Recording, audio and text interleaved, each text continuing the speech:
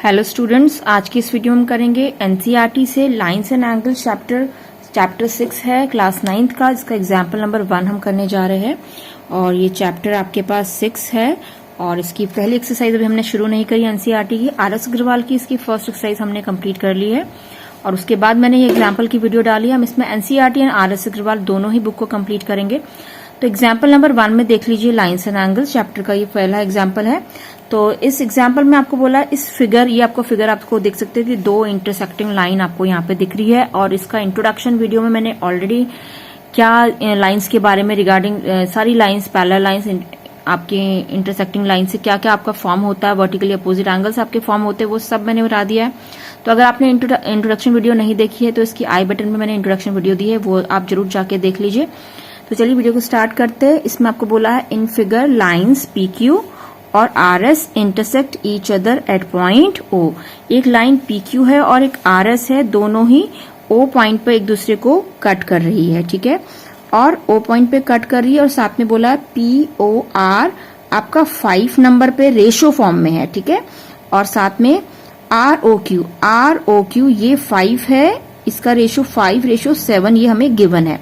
ये अभी ratio given है। देखो, जब भी रेशो गिवन होता है तो वहां से हमें एंगल, अगर रेशो फॉर्म में गिवन है तो पहले हम एंगल निकालते हैं।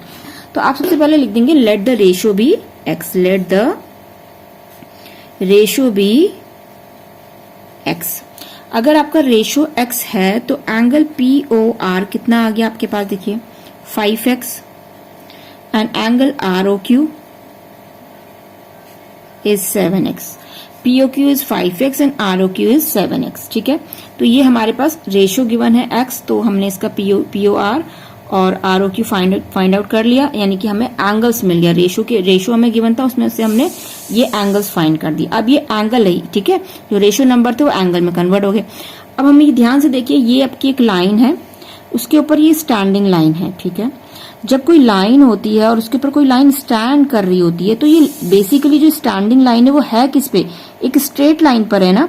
तो स्ट्रेट लाइन कितने का एंगल फॉर्म करता है, ये जो लाइन है आपके पास स्टैंडिंग लाइन स्ट्रेट लाइन पे है और स्ट्रेट एंगल आपका 180 डिग्री एंगल फॉर्म करता है। तो जब ये 180 डिग्री एंगल फॉर्म कर रहा है और उसमें से एक स्टैंडिंग लाइन इस तरीके से इसको कट कर रही है इस 180 एंगल को, तो इट मीन्स ये दो पार्ट में स्प्लिट हो गया और ये दोनों पार्ट में स्प्लिट हुआ, तो यानी कि एक एंगल जो आपका इधर फॉर्म हो रहा है, एक एंगल जो आपका इधर फॉर्म हो रहा है, इन दोनों का सम किसके बराबर हो जाएगा, 180 के बराबर हो जाएगा, जो कि आपकी कौन सी आपका प्रॉपर्टी से होता है, लीनियर पेयर एंगल से, LPA लीनियर पेयर एग्जाम आपका होता है, उसको हम वो भी बोलते हैं और लीनियर पेयर एंगल्स भी बोलते हैं। तो यानी कि लाइन है, उसके ऊपर स्टैंडिंग लाइन है, तो इनमें जो दो एंगल फॉर्म हो रहे हैं, एक ये वाला एंगल और एक ये वाला एंगल, इन दोनों एंगल का सम कितना हो जाता है, 180 डिग्री होता है।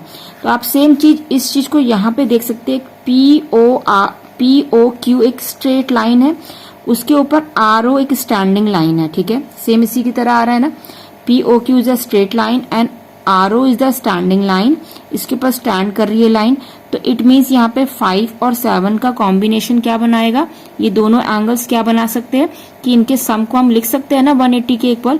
अगर एक लाइन स्ट्रेट है और उसके पास स्टैंडिंग लाइन है तो 5, ये वाला एंगल आपका 5x निकल गया, ये वाला एंगल आपका 7x निकल गया, तो इनका सम कितना हो जाएगा, 180 डिग्री। तो आप यहाँ पे लिखेंगे POQ is a line and this line OR stands on it, इसके ऊपर स्टैंड करती है।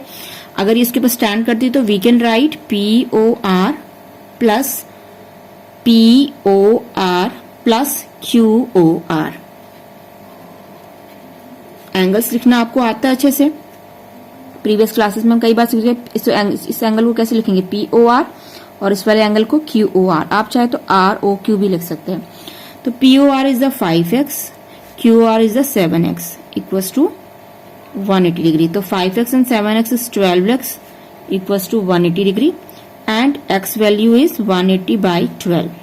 If you divide 180 by 12 तो your answer is 12 1 जा 12, remaining is 6 आ जाएगा आपका, then 12 का 60 में आपका 5 टाइम जाता है, तो 50x is the 15 डिग्री आया। अभी आपका ये x आया हुआ है, ठीक है, अभी हमारे पास एंगल्स नहीं आया है, हमें फाइंड ऑल दी एंगल्स बोला, क्या बोला गया इसमें, फाइंड ऑल दी एंगल, इसके सारे एंगल्स पता करने हमने। तो पहले हम ये दोनों पता करेंगे, क्योंकि हमारा अभी तो एक्स, ये एक्स क्या था आपका, रेशो आया है, तो रेशो आया अभी हमारे पास। अब पहला एंगल क्या है देखिए, POR। POR कितना है आपके पास, 5x। 5x है तो 5 इंटू एक्स की वैल्यू कितनी है, 15 आ गई, तो 15 5 जा 75। ठीक है, अब अगला एंगल क्या है, ROQ। ROQ यहीं पे निकाल देते हैं हम। ROQ कितना है आपके पास, 7x है, तो 7x है तो इट मीन 7 इंटू 15 डिग्री, तो 15 7 जा होता है आपके पास 105।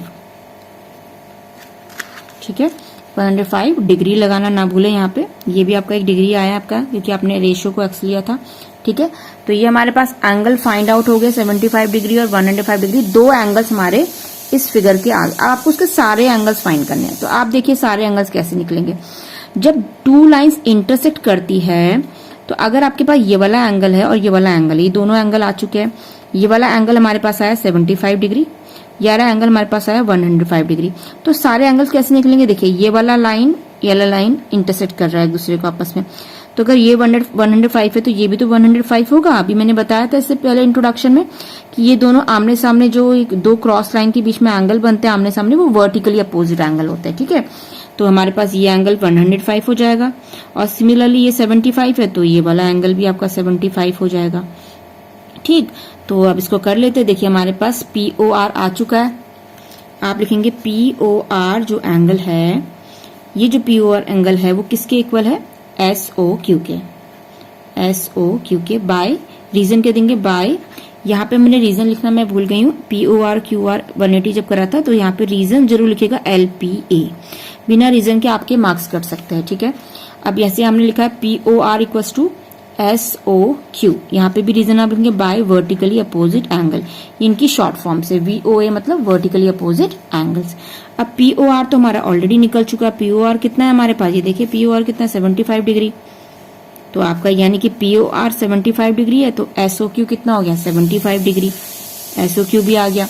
अब सेम थिंग POR के वर्टिकली अपोजिट SOR था, उसी तरह से आपके पास ROQ के वर्टिकली अपोजिट एंगल कौन सा होगा, ROQ के वर्टिकली अपोजिट एंगल देखिए ये है ROQ के वर्टिकली अपोजिट एंगल POS होगा, POS। अब ROQ भी हमारा निकल चुका है 105 डिग्री। ठीक है, तो POS भी आपके पास कितना आ गया 105, तो आपके पास एक ये वाला एंगल, एक ये एंगल, दो एंगल हो गए, तीसरा एंगल हमारा SOQ निकला, चौथा हमारा POS निकल गया। तो यानी कि इस वर्टिकली अपोजिट जो ये दो इंटरसेक्टिंग लाइंस में कितने एंगल थे 1 2 3 4, तो 4 के 4 हमारे एंगल्स फाइंड आउट हो गए। नेक्स्ट वीडियो हम करेंगे एग्जाम्पल नंबर 2। वीडियो अगर पसंद आई तो like share subscribe my channel और बेल आइकन को प्रेस करना ना भूले ताकि आपको आने वाले नोटिफिकेशन मिलते रहे। Thank you and thanks for watching.